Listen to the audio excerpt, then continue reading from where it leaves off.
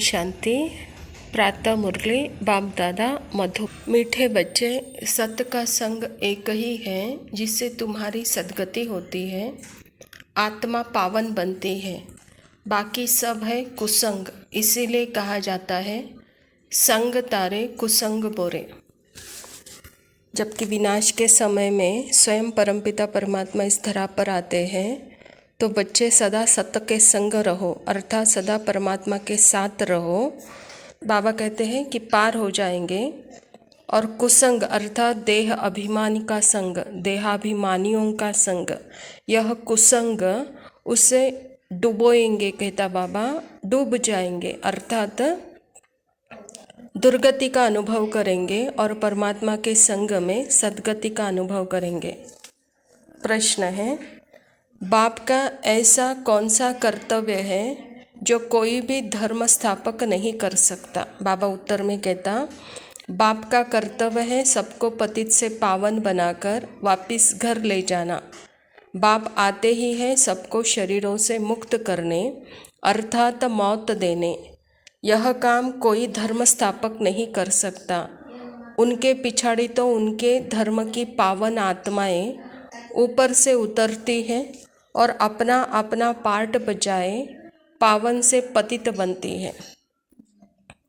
परमात्मा का कर्तव्य और अन्य धर्म स्थापकों का कर्तव्य में अजगजांतर फर्क है। परमात्मा आते हैं, मूल धर्म जो सनातन धर्म था उस धर्म की स्थापना करते हैं। वो ऑलरेडी सनातन धर्म वाले इसी भारत भूमि में हैं, वह पतित बने हैं, तो उन आत्माओं को जागृत कर पावन बनाने का कर्तव्य करते हैं और उनके साथ भी सर्व आत्माओं की गति सद्गति करते हैं। लेकिन दूसरे धर्म स्थापक, बाबा कहता है, उनका धर्म स्थापन करते वक्त उन्हें ही पता नहीं होता कि हम कौन सा धर्म स्थापन कर रहे हैं।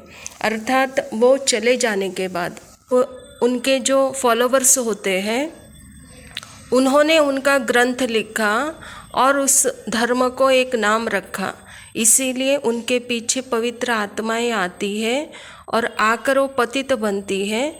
वो धर्म स्थापक किसी पतित को पावन नहीं बनाते, न ही कोई किसी आत्मा को मुक्ति जीवन मुक्ति दे करके मुक्ति का मार्ग दिखा सकते हैं या जीवन मुक्ति का मार्ग दिखा सकते हैं। कहता बाबा, सृष्टि में एक ही पिता परमात्मा है जो सर्व आत्माओं को मुक्ति जीवन मुक्ति का मार्ग दिखाता है। इत है जाग सजनिया जाग, नव युग आया कि आया। धारणा के लिए मुख्य सार है, दैवी गुण धारण कर स्वयं के जीवन को पलटाना है। सचखंड में चलने के लिए सच्चे बाप से सच्चा रहना है। आत्मा है ही सर्वगुण संपन्न, तो उसके स्वधर्म में रहते हुए उन गुणों की धारण अपने कर्मों में, अपने जीवन में लाना है और जिससे हमारा जीवन को हमको खुद ही पलटाना है, कहता बाबा।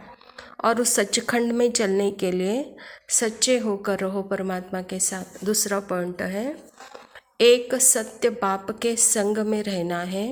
मनुष्य से देवता बनने की पढ़ाई अच्छी तरह पढ़कर बेहद का वर्षा लेना है। परमात्मा अविनाशी, आत्मा अविनाशी, तो अविनाशी के संग में रहो। अविनाशी के संग में रहने से देवताई गुण आ जाएंगे।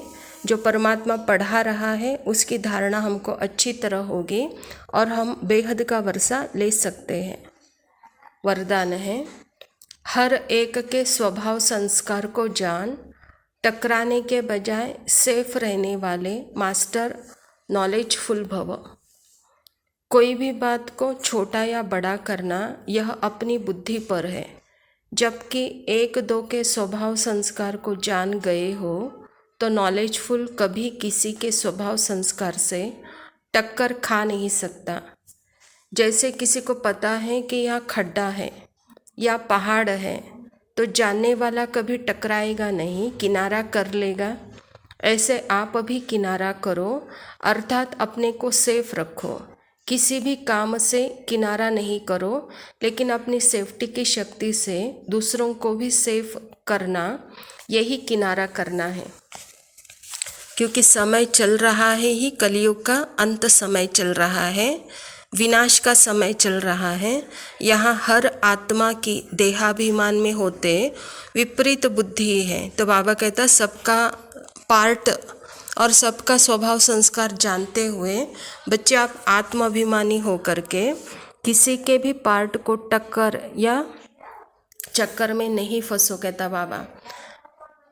बाबा कहता यही जो चक्कर और टक्कर में जो नहीं फंसते हैं, क्योंकि वह मास्टर नॉलेजफुल है, वह स्वयं किनारा किए हुए हैं, कर्म से किनारा नहीं लेकिन सेफ्टी, ऐसे स्वभाव संस्कार वालों से किनारा किए हुए हैं, तो वही मास्टर नॉलेजफुल है, कहता बाबा।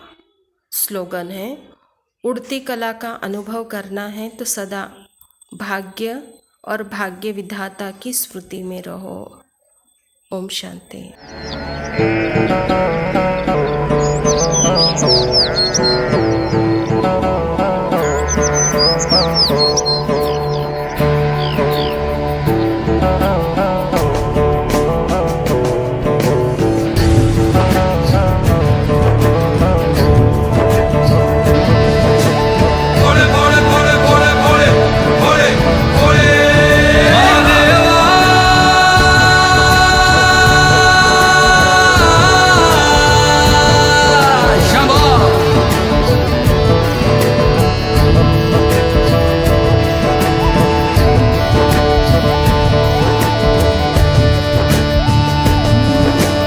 सबना दा रखवाला वो शिव जी डमरुआ वाला जी, डमरुआ वाला ऊपर कैलाश रहिंदा भोलेनाथ जी।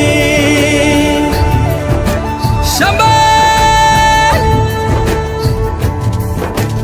तरमिया जो तारदा शिव जी, पापियां जो मारदा जी, पापियां जो मारदा, बड़ा ही दया